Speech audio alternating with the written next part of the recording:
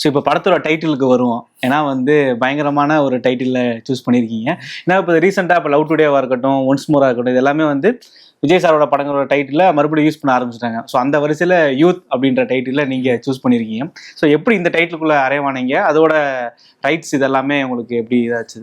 இல்லைண்ணே, இப்போ இது வந்து முதல்ல இந்த கதைக்கு வந்து வேற டைட்டில் தான் வச்சிருந்தோம். ஒர்க்கிங் டைட்டிலா வேற வச்சு ஒர்க் பண்ணிட்டு இருந்தோம். பட் டைட்டில் வந்து எங்களுக்குள்ள ஒரு டிஸ்கஷன், எனக்குள்ளேயும் ப்ரொடியூசர் கருப்பி அவரு எல்லாருக்குள்ளயுமே ஒரு டிஸ்கஷன் இருந்துகிட்டே இருந்துச்சு. இன்னும் ஒரு டைட்டில் பண்ணலாம், ஒரு நல்ல டைட்டிலா கேட்சியா பிடிக்கலாம் இந்த படத்துக்கு ஏற்ற மாதிரின்னு.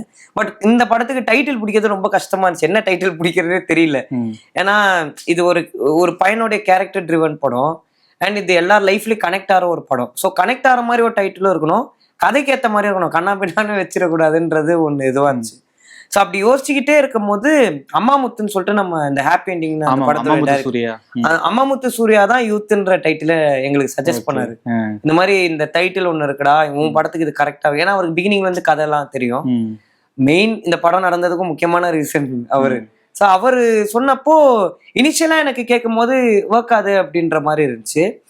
பட் ஷூட்டிங் டைம்ல அவர் சொன்னாரு, அதனால நாங்கள் அதை வந்து சரி ஓகேண்ணா நம்ம இப்போ ஃபுல்லா பண்ணிட்டு டிசைட் பண்ணி போன்ற மாதிரி இருந்தோம். அவர் படம் பண்ணி முடிச்சதுக்கப்புறம் போஸ்டர் டிசைன் பண்ணோம் படத்துக்கு. அப்போ யூத்னு வச்சு பார்க்கும்போது பயங்கரமா இருந்துச்சு. சரி நம்ம படத்துக்கு ஏற்ற டைட்டிலாகவும் இருக்கு. ஏன்னா கதையும் ஒரு 10th to 12th பசங்க லைஃப்ல நடக்கிற ஒரு படம் தான். ஸோ யூத்ன்றது ரொம்ப ஆப்டா இருக்கும்ன்றது எங்க எல்லாருக்குமே கலெக்டிவா இருந்துச்சு டிசிஷன். அதுக்கப்புறம் அது விஜய் சார் படம் டைட்டில்னு எனக்கு இன்னும் ஹாப்பி. அது இப்படி ஒரு விஷயம் வந்து எல்லாருக்கும் அமையறது இல்லை, நமக்கு அது அமையும் போது ரொம்ப ஹாப்பியா ஃபீல் ஆச்சு. அதுக்கப்புறம் அது அப்படியே எல்லாமே ஸ்மூத்தா மூவ் ஆகி அந்த ப்ராசஸும் முடிஞ்சு டைட்டில் கிடைச்சிருக்கு. சூப்பர்.